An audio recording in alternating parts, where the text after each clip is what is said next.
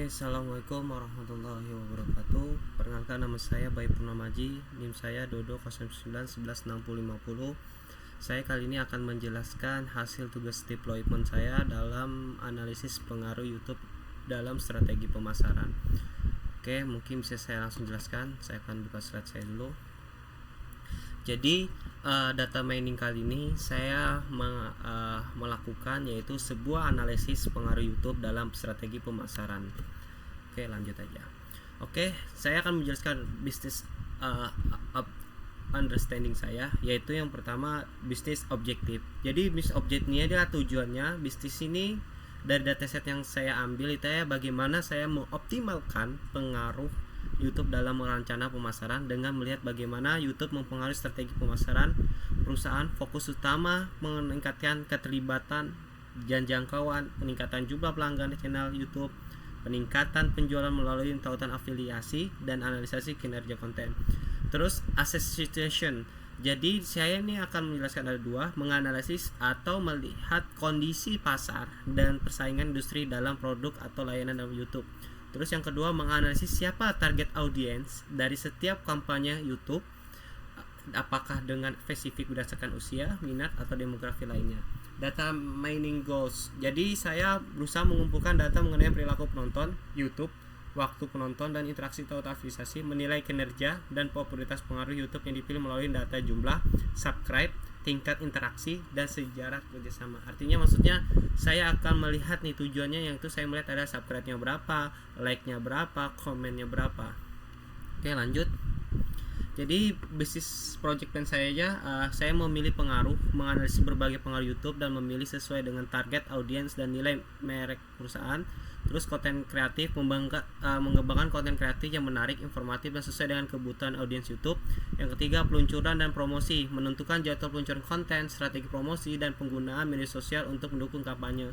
Yang selanjutnya, analisis real time. Saya bagaimana melakukan pemantauan real time terhadap kinerja kampanye. Kampanye itu bagaimana mempromosikan dan sebagainya dari melihat aspek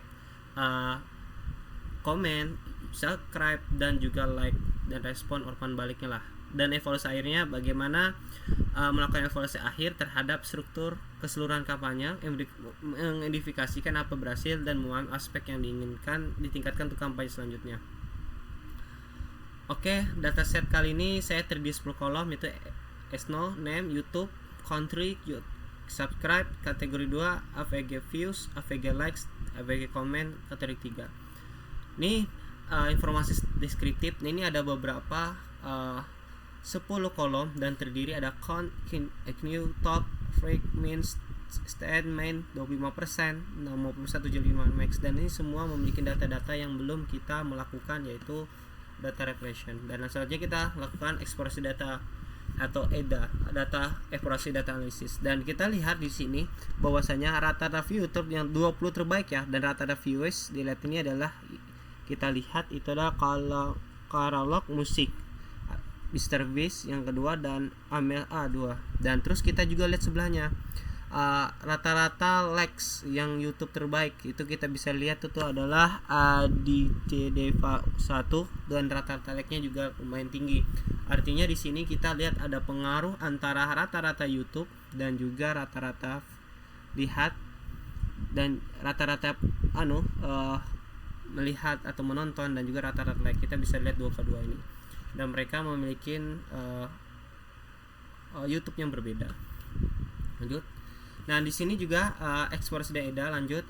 Dari grafik ini yang pengaruh views terhadap AVG likes dan pengaruh views dan AVG likes terhadap AVG comments. Dari grafik ini kita dapat disimpulkan bahwa sebagian besar data terkumpul di sekitar nilai yang lebih rendah untuk rata-rata tayangan views dan rata-rata suka likes, dan juga memiliki rata-rata komentar yang lebih rendah. Terlihat juga bahwa tidak ada pola yang sangat jelas yang mengindikasikan hubungan kuat antara jumlah tayangan atau suka dan juga jumlah komentar yang diterima. Namun ada beberapa titik yang menunjukkan bahwa video-video dengan rata-rata tayangan yang lebih tinggi cenderung memiliki rata-rata komentar yang lebih banyak. Artinya di sini kita lihat bahwasanya memiliki rata-rata tayang lebih tinggi itu cenderung memiliki rata-rata komentar yang lebih banyak.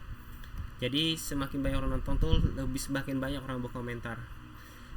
eksplorasi data. Selanjutnya gambar ini menunjukkan bahwa analisis growth YouTube terbanyak berasal dari Amerika Serikat, diikuti oleh India dan Brazil. YouTube dan Indonesia berada di urutan keempat. Artinya ini YouTube yang terbanyak itu berasal dari Amerika Serikat, dan dilalui India, dan lalu Brazil dan Indonesia, yaitu termasuk urutan yang keempat. Eksplorasi data. Lanjut, gambar ini adalah diagram lingkaran pie chart yang menunjukkan distribusi kategori konten yang dibuat oleh seorang YouTuber. Diketahui rincian dari masing-masing kategori yang ditampilkan dan diagram presentasi mahasiswa dari total konten, yaitu animation tuh 16%, musik 23%, movies 13,5%, video games 9,7%, toys 6,4%, news dan politik 5,4%, education 3,4%, daily vlogs 7,1%, dan food and drink 7,6%. Lain-lainnya ada 7,5%. Data repression. Pada tahap ini, fokus utama adalah melakukan penanganan terhadap berbagai masalah yang ada dan data, yaitu missing value, duplicate value, dan outlier. Ini melibatkan beberapa indikasi analisis dan tindakan korelasi terhadap nilai-nilai hilang, duplikat, dan atau tidak biasa dalam dataset, sehingga memastikan kualitas dan keandalan data sebelum dilakukan analisis lebih lanjut. Ada beberapa langkah. Yang pertama adalah identifikasi missing value, penanganan missing value, identifikasi duplicate value, penanganan outlier, dan terakhir verifikasi kembali data. Dan semua yang bertahap yang satu dan sampai seterusnya itu baru kita lakukan verifikasi kembali lagi data.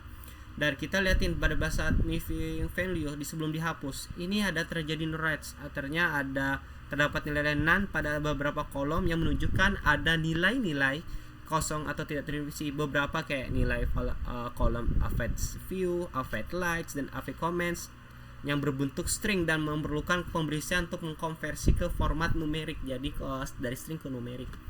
Lanjut, sini pada garis samping terdapat perubahan insersi dan missing value. Kita lihat bahwasannya masih ada 0000, ada 17, sekian, dan ada juga views 97,51674. Ini adalah setelah kita menghapus missing value, artinya data kosong itu sudah telah dihapus. Di sini ada outlier sebelum diimputasi. Nih, kita lihat di sebelah kiri adalah pada gambar di atas output terdapat outlier pada kolom subscribe, dan juga yang views terlihat pola persebaran data atau nilai outlier pada kolom subscribe memiliki nilai outlier terlihat sebagai titik-titik di luarnya. Ada satu titik di sini di luar, dan whisker yang jangkau dalam box plot atau jauh dari kuartil pertama. Kita lihat sini ada bagi subscribe ada satu nilai titik yang paling tinggi, dan juga di affect views karena views ini sangat banyak, ini 0,5 sebenarnya jadi sebuah outlier.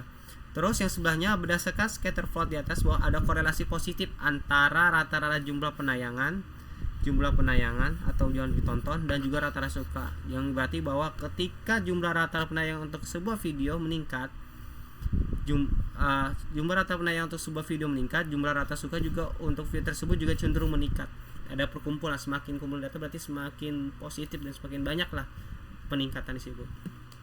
Ini terakhir dari imputasi. Jadi box ini menunjukkan bahwa distribusi data memiliki media yang letaknya lebih ke bawah dari tengah kotak, yang berarti distribusi data cenderung condong ke nilai yang lebih rendah. Adanya whisker garis yang membentang dari kotak yang panjang ke arah atas menunjukkan bahwa ada nilai-nilai yang jauh lebih tinggi dan kuartil atas atau upper quartile, namun bukan dianggap sebagai outlier. Sedangkan untuk box plot, affect likes, affect comments, dan affect views dan affect likes, kita lihat sini, dan juga affect comments lainnya, distribusi data terlihat lebih seragam dengan median yang relatif berada di tengah-tengah kotak. Whisker atas dan bawah pada box plot tersebut relatif pendek dan menunjukkan bahwa data tidak terlalu menyebar, dan kuartil di atas dan bawah. Artinya outlier juga tampak pada masing-masing box plot ini sebagai titik-titik terletak di luar jangkauan whisker. Lanjut, ini duplicate value ini sebelum dihapus, dan ini kita lihat data-data di atas. Pada data yang terdapat digunakan belum terdapat penghapusan duplicate data, sehingga banyak sekali data-data yang terduplikat. Nah, ini kita melakukan sesudah dihapus. Di atas ada data duplikat yang telah dihapus sehingga tidak terdapat duplicate value lagi pada data ini. Jadi tidak ada data-data yang terduplikat setelah kita melakukan hapus duplikat tersebut. Terus ini ada rekayasa fitur. Nah, di sini kita juga melakukan rekayasa fitur dengan menambahkan kolom kategori subscribe berdasarkan jumlah nilai terendah, yaitu lebih dari 1000 atau menengah 5000, dan yang paling tinggi adalah 1000. Lanjut ke modeling. Select modeling technique. Dari sini saya harus melakukan yaitu persiapan data yang dijadikan modeling. Terus yang kedua melakukan pemilihan model yang sesuai dengan data yang telah dimasukkan. Dan di sini kita melakukan sebuah evaluasi model. Jadi saya lihat ada berdasarkan hasil yang saya linear gradient. Pada saat saya menetapkan satu modeling, saya harus memeriksa dan juga membandingkan model-model yang lain. Kira-kira yang mana yang terbaik model yang bisa digunakan, karena kalau model semakin kalau di MSI dan sebagainya kita imbang dan rendah, itu semakin baik. Kita lihat di linear regression mean square MSI from cross validation-nya 29, 25 dan seterusnya. Rate regression mean square error MSI progress validation ada 29, 35 dan seterusnya. Lasso regression mean square regression from cross validation adalah 1.0126 dan seterusnya. Decision tree mean square atau MSI from cross validation-nya 56, 15 dan seterusnya. Random forest mean square MSI progress validation 20 dan seterusnya. Gradient boosting MSI from cross validation-nya 26, 99 dan seterusnya.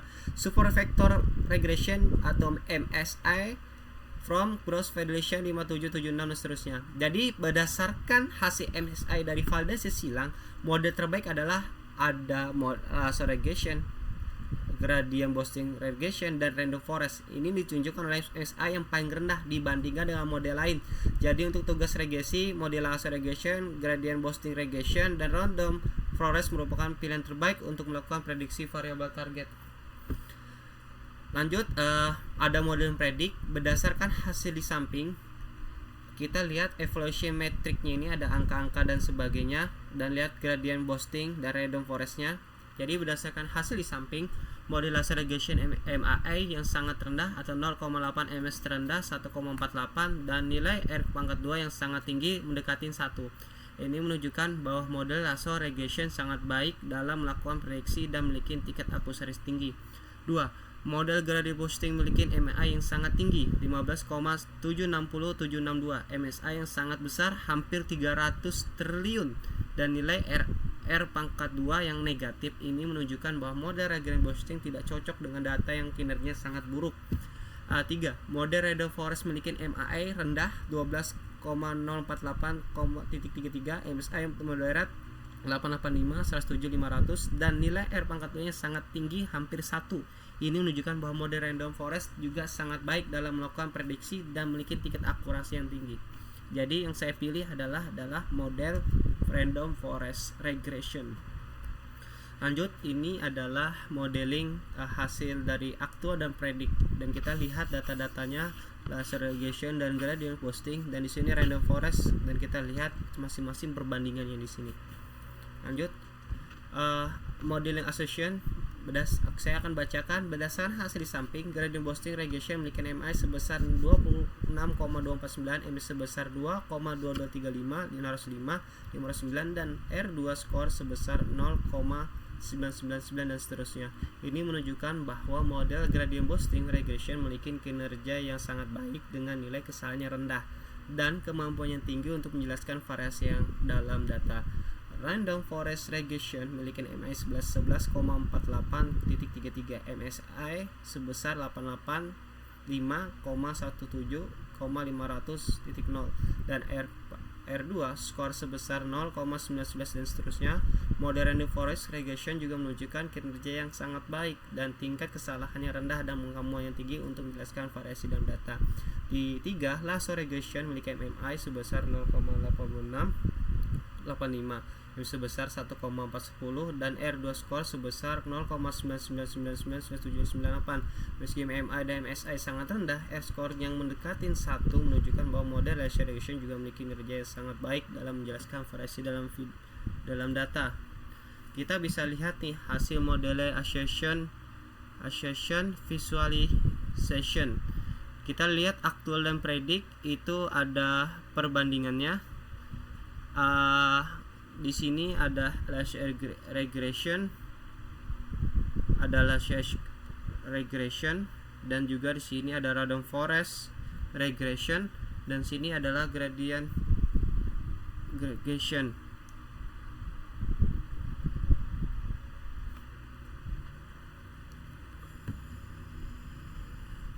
gradient boosting regression. Dan di sini kita ada perbandingan model sosial visualisasinya. Lanjut evaluasi. Kita lihat nih berdasarkan hasil evaluasi, gradient boosting model ini memiliki MI yang lebih tinggi dan FSI lebih tinggi, menunjukkan bahwa rata-rata kesalahan prediksi lebih besar dibandingkan dengan random forest, namun memiliki performa yang lebih baik daripada random forest dalam hal MAPE. Random forest model ini memiliki MI yang lebih rendah dan MSI lebih rendah dibandingkan dengan gradient boosting, menunjukkan bahwa rata-rata kesalahan prediksinya lebih kecil, namun masih ada kesalahan prediksi yang signifikan, terutama jika dilihat dari nilai MPAE. Lasso model ini memberikan kesalahan prediksi yang sangat kecil, mendekati 0 untuk semua metrik evaluasi. Namun ini juga perlu diperhatikan bahwa hasil yang sangat kecil ini mungkin tidak realistis dan menunjukkan adanya kemungkinan overfitting atau underfitting atau penyimpangan dalam evaluasi. Dari nilai-nilai tersebut terlihat bahwa Lasso memberikan hasil yang sangat mendekati nilai sebenarnya, hampir tanpa kesalahan, sedangkan gradient boosting dan random forest memberikan performa yang baik dengan kesalahan yang lebih besar dibandingkan Lasso. Streamlit evaluation. Jadi kita dari gambar di atas dapat disimpan subscribe jumlah pelanggan merupakan fitur yang paling penting dengan tingkat kepentingan sangat tinggi, mendekati nilai 1 dan diikuti oleh 6 scenario komedi. Nih kita lihat di evaluation. Ini ada 2 main score. Ini ada perbandingan. Kalau misalnya gradient boosting, kalau misalnya MSI-nya tuh lebih tinggi, left regression lebih rendah, terus random forest tuh di tengah-tengah atau di 0,4 di atas, sedangkan gradient boosting itu pasti mendekati 1. Kalau raw mean score error MRSI, gradient boosting itu lebih di atas 30.000, Lasso di bawah, random forest itu di sekitar hampir menyentuh 25.000. Dan kalau mean absolute error MAI, gradient adalah gradient boosting itu 8.000. Kalau laser regression masih mendekati bawah, dan random forest itu lebih tinggi 8.000 di atas. Nah, dari tiga visualisasi ini, dari MSA, RMSA dan MEI ini memiliki perbandingan antara ketiga model, dan kita lihat di laser regression itu tuh terendah. Dan kenapa saya tidak memilih yang terendah?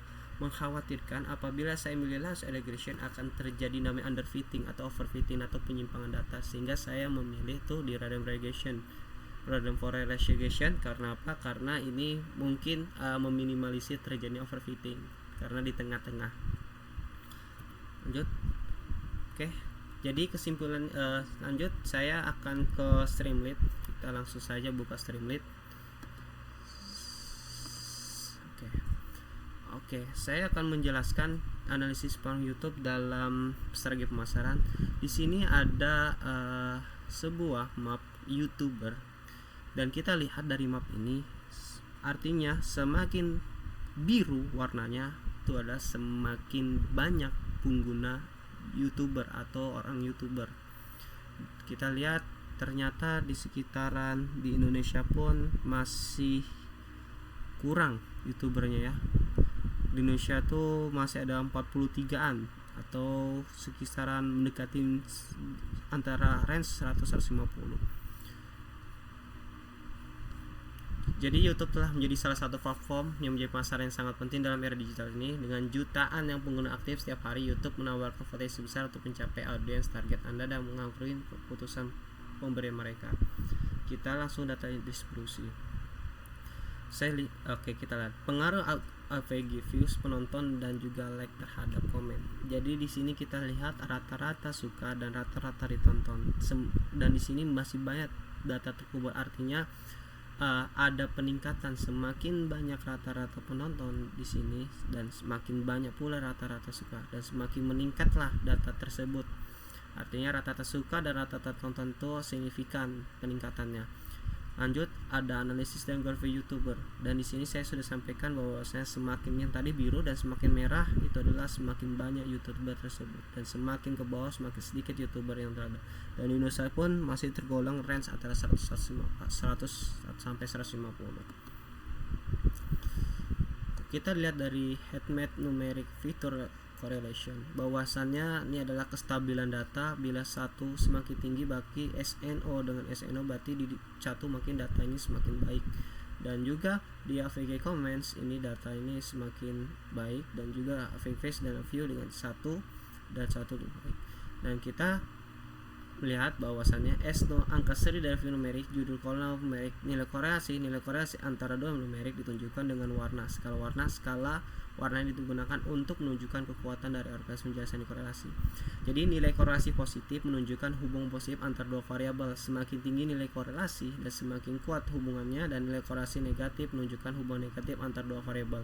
Semakin tinggi nilai korelasi semakin kuat hubungannya. Nilai korelasi 0 menunjukkan tidak ada hubungan antara dua variabel. Contoh jadi kita lihat tadi itu AVG dan AVG views ada 0,58 menunjukkan bahwa terdapat hubungan positif yang sedang antara dua variabel tersebut.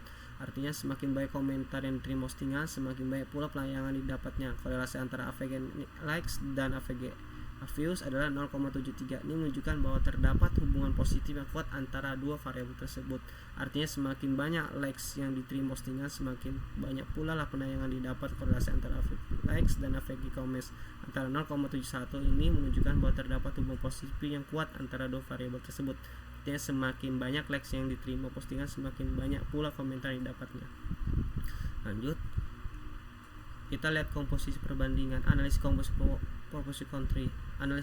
country. Jadi kita lihat sebagai data bahwa jumlahnya di India itu sangat besar untuk dalam country di India, dan United States itu di kisaran rata-rata 10 sampai 15 atau di 13, dan ini 19, dan sini country 6, terus di sini 5, terus di sini 1, dan ini 1 dan 1.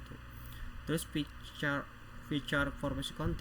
kompresi kita melihatin bahwasan India itu sangat besar, hampir 1,7%, dan diikutin 23% lainnya, dan 21,7% itu adalah negara United States, diikuti Brazil, terus country Meksiko, Philippines, Spain, dan juga Meksiko. Terus lanjut, ini adalah analisis prediksi jumlah pelanggan. Kita coba ya, masukkan data prediksi jumlah pelanggan. Kita coba masukkan 100 penonton aja sama 50 atau 80 lah. 80. Terus juga komentar tuh bisa 90 lah. 95 lah ya.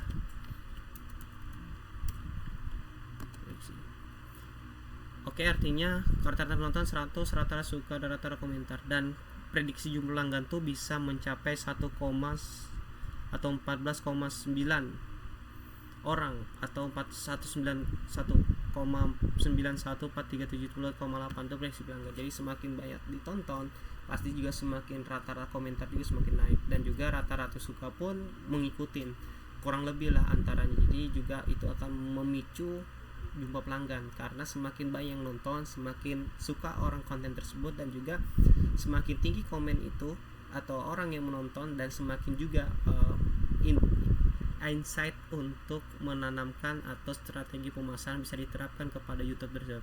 Dan banyak sekali YouTuber yang melaksanakan kegiatan promosi produk dari orang-orang dan orang yang bekerja sama daripada YouTuber tersebut untuk mempromosi barangnya, dan insight-nya pun menaik, dan iklan tersebut menjadi poin-poin penting untuk sebagai strategi pemasaran. Bisa kita buat produk, iklan, aplikasi, dan sebagainya, sehingga semakin banyak nonton dan semakin banyak komentar dan semakin banyak suka terhadap YouTuber tersebut, subscribe-nya akan makin naik, dan semakin banyak peluang-peluang untuk melakukan pemasaran yang sangat signifikan, sehingga mendapatkan keuntungan dan insight yang lebih baik kepada yang memiliki YouTube dan juga kepada orang-orang yang diiklankan produk tersebut.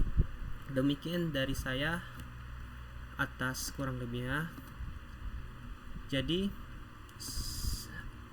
saya akan membacakan sebuah kesimpulan.